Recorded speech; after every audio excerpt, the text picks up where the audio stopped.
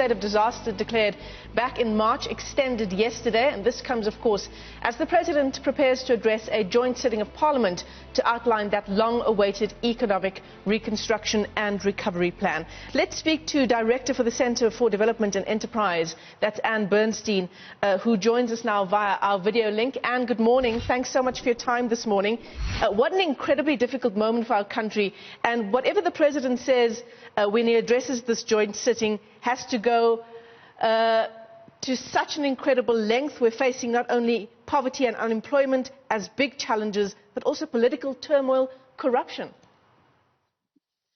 Absolutely. I think the delay in coming to this moment and the fact that the President called a joint sitting has made the bar very high.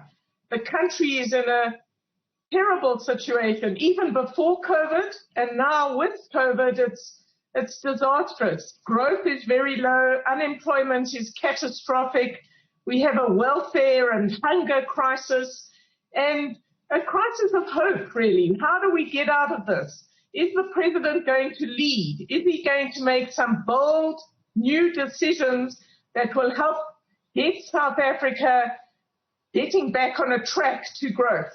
Those are the key issues facing us. I also think we need some priorities. We don't need a long laundry list. We know the state is weak and corrupt.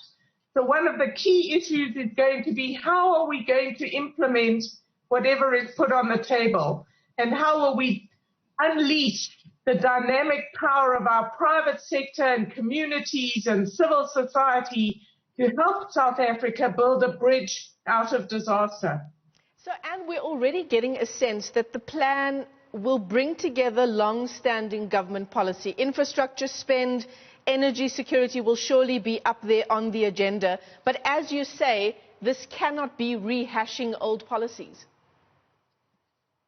Yes, I'm looking for a bold new direction. I'm not sure we're going to get that, but that's what I'm looking for. I'm looking for credibility on a reform program that investors, international and local, will see as a new direction and a new determination and decisiveness to lead. I'm not looking for a laundry list of, if you like, the lowest common denominator that incumbent interests can all agree about. South Africa's got to turn in a different direction if we are to start holding on to the jobs we have and the firms we have and give hope to investors, to entrepreneurs, to people running companies, that we're going to ease the cost of doing business, we're going to free up the private sector, and we're going to make some very serious decisions that take us in a different direction. Take infrastructure. Everybody says we all want infrastructure, and who wouldn't? But we have to make some tough choices. What kind of infrastructure? How will we behave differently from the past? Because we've talked about this big infrastructure program for a long time. And how are we going to get massive private sector investment that actually delivers results? We've had infrastructure in the past. Think of Medupi or train coaches that are the wrong size that have been a complete waste of money and have added to our debt, which is, in a sense, the past eating our future. So we have to do things differently. And I would be arguing, in the context of a very weak and corrupt state, that we free up the private sector as much as possible to help drive recovery.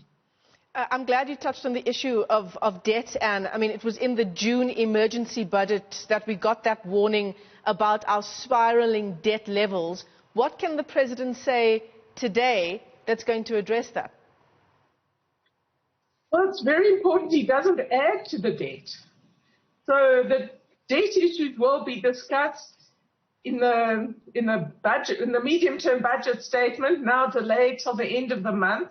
But the key thing to understand is that South Africa's debt is now so large that it is a dampener on growth and employment. But we need much faster growth in order to deal with our debt. So there is an intimate relationship between growth and the debt. And so the key today is what are the decisions that are going to be put on the table that will help South Africa grow at a much faster pace and in a more labor-intensive way. We had an economic stimulus in 2018 that had no impact whatsoever. The key is how the president establishes his credibility as a reformer and somebody who really is taking the majority of the country, maybe not everybody, on a new path for South Africa to get us back to some growth and to start significantly dealing with our unbelievable unemployment numbers, which are probably somewhere between 12.5 to 13 million as we talk today. And yeah, absolutely. 2.2 million people added to our unemployment numbers the last time we got an update on our unemployment numbers. What is businesses' role, what is corporate South Africa's role going to be in this economic reconstruction and recovery plan? Well, it's not clear to me. We don't know what's going to be announced today. I think you've got to think about business much more widely. So we've got small businesses, informal firms, we've got medium-sized businesses, and then we have corporate South Africa. And corporate South Africa mobilized fantastically to make an enormous contribution to the country during COVID and as we speak. But the real thing that corporate South Africa can do is to invest and to help expand companies and to show international investors that South Africa is on a new track to growth. And I think that's the key issue. And they're policy takers. They have to see a new direction from the government, a seriousness about the urgent situation that we're in that isn't more of the same. Yeah. We have appointed cabinet. We have division in the ruling party. We have different cabinet ministers wanting different things for South Africa.